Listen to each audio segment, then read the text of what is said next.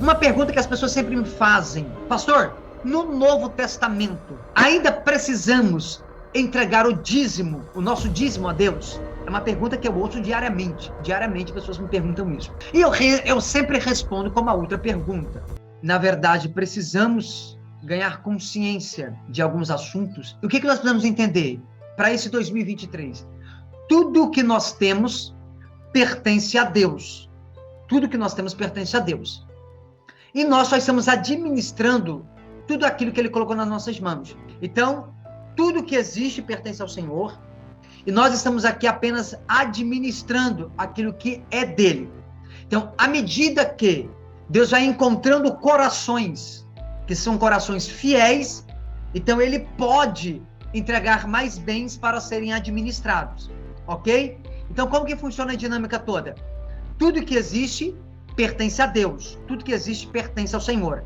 Nós não somos donos de nada. Tudo pertence a Deus. Entretanto, todavia, à medida que o Senhor Ele vai encontrando corações fiéis, Ele vai entregando mais bens para que possamos administrar.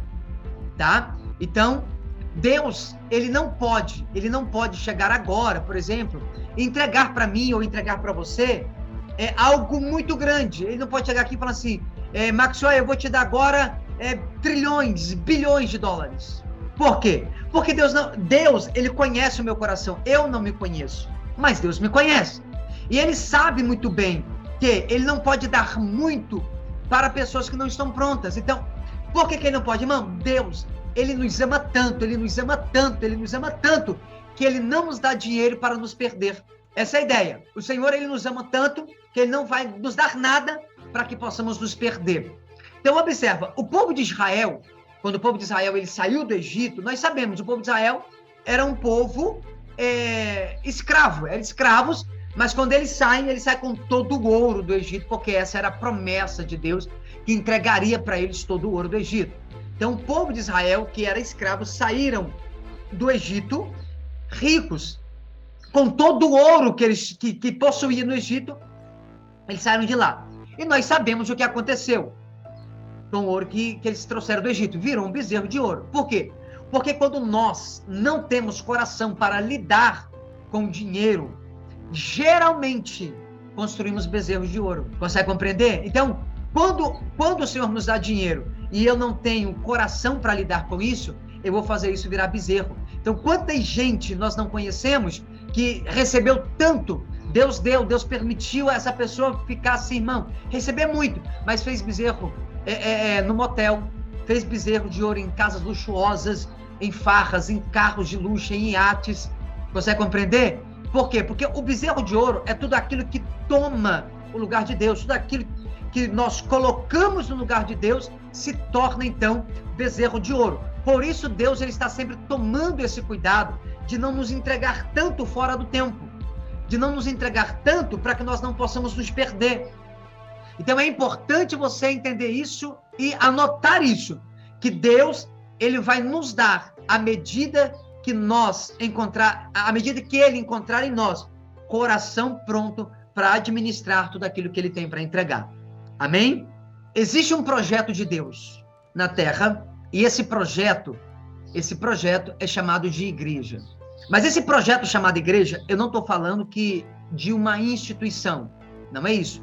Esse projeto de Deus chamado igreja são pessoas. Então, eu digo, quando eu falo projeto de Deus, eu estou falando que eu estou falando de igreja, a verdadeira igreja de Cristo, que é eu e você. Então, pessoas, estou falando de pessoas como igreja de Cristo. Então, a maior obra na face da terra é a igreja de Jesus Cristo. São as pessoas salvas.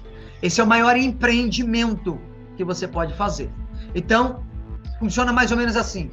Todo empreendimento, tudo aquilo que eu vou empreender, eu vou gerar riqueza para essa vida. Então, se eu abro um negócio, se eu abro uma empresa, eu estou gerando riquezas para essa vida. Mas quando você empreende com uma visão de reino, com uma visão de igreja, você gera riqueza para a outra vida. Ou seja, quando você fechar os olhos aqui nessa terra e abrir os olhos do outro lado, do lado de lá, você vai ver que você é muito rico, que você é muito rica. Então, ainda que nessa terra Seja bem-vindo, Rafael.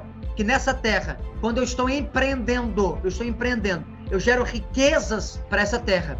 Quando eu invisto em negócios aqui. Porém, quando eu invisto na igreja, que é o corpo de Cristo, quando eu invisto no reino de Deus, eu estou empreendendo para gerar riquezas, não nessa terra. Eu fechei os olhos aqui. Quando eu abrir do outro lado, eu vou perceber que, na verdade, eu era muito rico. Que, na verdade, eu acumulei riquezas no reino, eu acumulei riquezas no céu. Por quê? Porque eu estou empreendendo, investindo em pessoas. Eu estou empreendendo, investindo em vidas, na verdadeira igreja de Cristo, que são pessoas. Então, tenha sempre isso em mente, meu povo. Tenha sempre isso em mente. O maior empreendimento que vai me gerar riquezas para outra vida será investir em pessoas, será investir na igreja de Cristo, pessoas salvas. Então, quando eu tenho um foco no reino, então eu estou acumulando riqueza para outra vida. Uma pergunta que as pessoas sempre me fazem: pastor, no Novo Testamento, ainda precisamos entregar o dízimo, o nosso dízimo a Deus? É uma pergunta que eu ouço diariamente. Diariamente pessoas me perguntam isso. E eu sempre respondo com uma outra pergunta. O pão e o vinho, que aponta para a ceia do Senhor, permanece para hoje? Invariavelmente, quando eu faço essa pergunta, eles respondem que sim. Então a minha resposta em contrapartida é: se o pão e o vinho permanecem, então o dízimo é para hoje também. A partir de agora,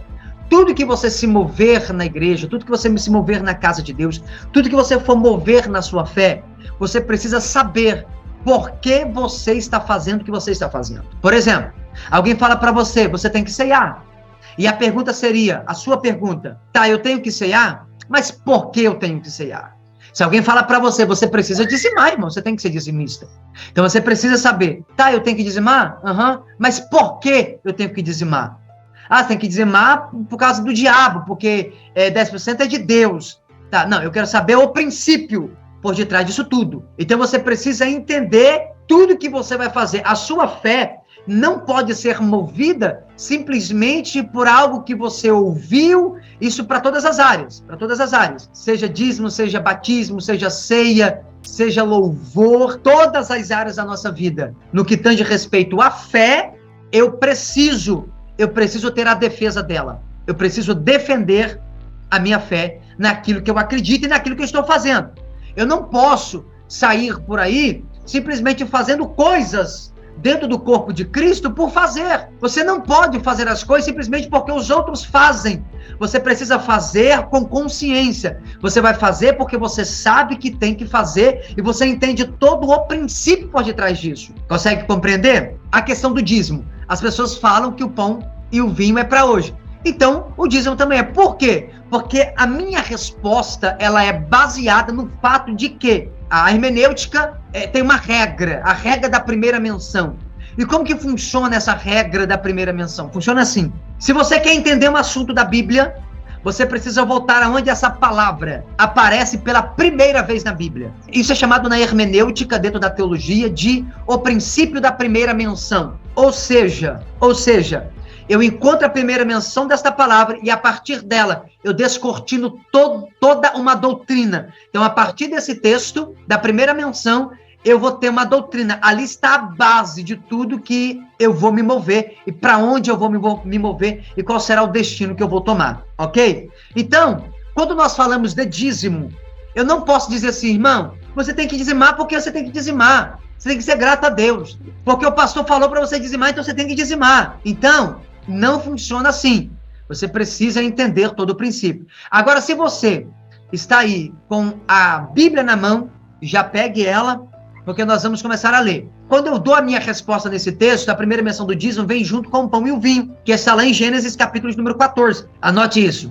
A nova aliança, que é o Novo Testamento, ela é a continuação da aliança abraâmica. Ou seja, hoje nós somos filhos de Abraão. Só que muito antes de haver sacerdotes em Israel, havia um sumo sacerdote em Jerusalém chamado Melquisedeque. Isso está em Gênesis 14, nós vamos ler isso já. Só que, entretanto, todavia, nem tudo, preste atenção nisso, anote isso, nem tudo que está no Antigo Testamento é Antigo Testamento, nem tudo que está no Velho Testamento é Velho Testamento, nem tudo que está na Velha Aliança é Velha Aliança. Por quê? Quando é que se iniciou a ideia de Antigo Testamento? Antigo Testamento é a partir da lei. Quando Deus dá a lei, começa o Antigo Testamento, a Antiga Aliança. Deus faz uma aliança com o povo. Porém, Deus não fez essa velha aliança com Adão. Deus não fez essa aliança da lei com Sete, com Noé, com Abraão, com Isaac, com Jacó. Não. Então, a velha aliança, ela é feita com os filhos de Jacó, quando eles saíram da terra do Egito. Então, quando eles saíram do Egito, depois de 430 anos escravizados, eles estão indo rumo à terra prometida, que nós já sabemos disso, que Deus tira eles da escravidão e leva eles à promessa da terra que mana leite e mel. Então, a partir dessa saída do Egito, no meio deste deserto, da caminhada deles, indo para Canaã, para a terra que mana leite e mel, é nesse processo que Moisés sobe no monte e recebe a tábua com os 10 mandamentos e as leis começam a partir dali. Mas antes disso, não é Antigo Testamento. Então, quando é que se iniciou o Antigo Testamento? Iniciou em Êxodo capítulo 20. Em Êxodo capítulo 20, ele recebe as leis. Mas antes disso, não é Antigo Testamento. Abraão viveu antes da lei. Adão viveu antes da lei. Isaac, Jacó, Noé, isso viveram antes da lei. Consegue compreender?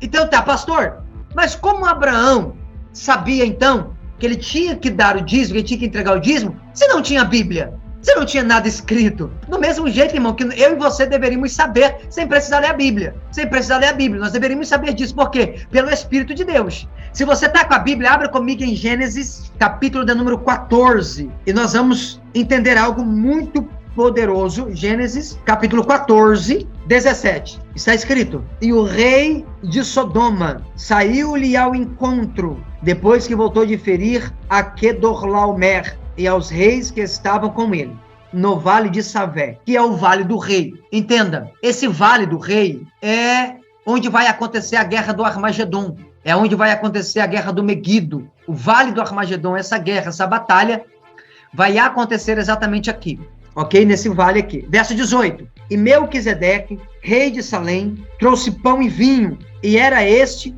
sacerdote do Deus Altíssimo. Marque aí na sua Bíblia, Melquisedeque, rei de Salém, trouxe pão e vinho. Marque aí, ó. Verso 19. E abençoou-o e disse: bendito seja Abrão, do Deus Altíssimo, o possuidor dos céus e da terra. Verso 20. E bendito seja o Deus Altíssimo, que entregou os teus inimigos nas tuas mãos e deu-lhe o dízimo de tudo. Então marca aí, deu-lhe o dízimo de tudo. Deu-lhe o dízimo de tudo. Então, perceba que Abraão, ele está vindo de uma guerra. Depois de ter vencido os 5 reis, ele está vindo dessa batalha, ele está vindo dessa guerra, e sai ao encontro dele Melquisedeque, rei de Salém, vai ao encontro dele. O que é que ele está levando? Ele está levando pão e está levando vinho. Então, no meio do caminho, ele vai encontrar Abraão. Então, ele dá pão e vinho para Abraão e os seus 318 homens, e quando ele dá o pão e vinho, Abraão, então, dá-lhe o dízimo de tudo. Agora, preste atenção em algo. Passa-se o tempo, em média ali uns 800 anos, o povo de Israel vai iniciar a Páscoa. Então, a Páscoa, ela é iniciada pelo povo de Israel. Ali, quando mata os animais e coloca ali o sangue nos umbrais da porta, para que o anjo da morte não entre, ali já está instaurando a Páscoa. O tempo passa, vem então a nova aliança, e Jesus vem e aplica pão e vinho. Ou seja, o mesmo que fez Melquisedeque, ele dá pão e vinho. Então, ele diz, esse pão é o meu corpo, esse vinho, que é o cálice, é o meu sangue. O pão e vinho permanece nos dias de hoje? Sim. E por que as pessoas não querem que um dízimo permaneça? Então, eis a questão. Se o pão e vinho permanece, por que essa guerra das pessoas não quererem que o dízimo permaneça para os dias de hoje? Então, a resposta é muito simples. É porque agora entrou um outro personagem na história. Qual personagem? O Deus do dinheiro. E ele não quer que você sirva a Deus com as suas finanças. Esse espírito do dinheiro, ele não quer que você sirva a Deus com o seu dinheiro. Então, se você acha que os dízimos não devem ser entregues hoje, né? E você, eu acho que não deve dizimar. Então, você também não deveria comer do pão e do vinho, porque está no mesmo contexto. E quando você encontrar alguém e a pessoa vir questionar você a respeito do dízimo, então agora você tem a resposta.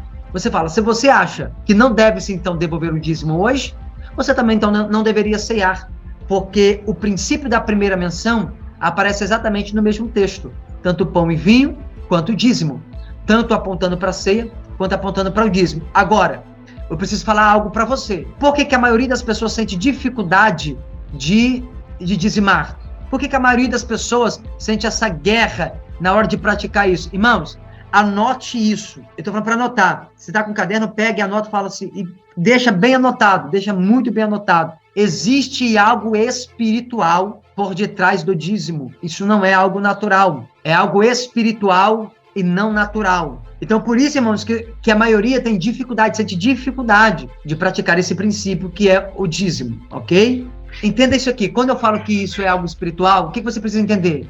O dízimo não é uma decisão que você toma e diz, agora eu vou dizimar. A partir de agora eu vou dizimar. Não, irmão.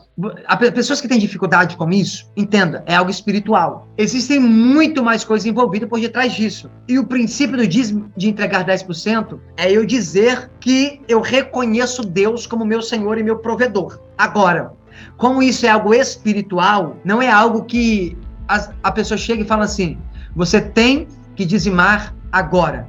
E principalmente na base da força. Não vai dar certo. Por quê? Porque é um princípio e esse princípio é espiritual. Então existe uma guerra que envolve isso. Então existe uma guerra por detrás disso. Eu sei que na igreja não se costuma falar sobre isso. Na igreja não costuma se ensinar sobre isso. É por isso que você está aqui. Você vai ganhar um outro nível de fé. Você vai entrar numa outra dimensão de fé. Amém? Agora vamos então, para a gente poder começar a descortinar esses princípios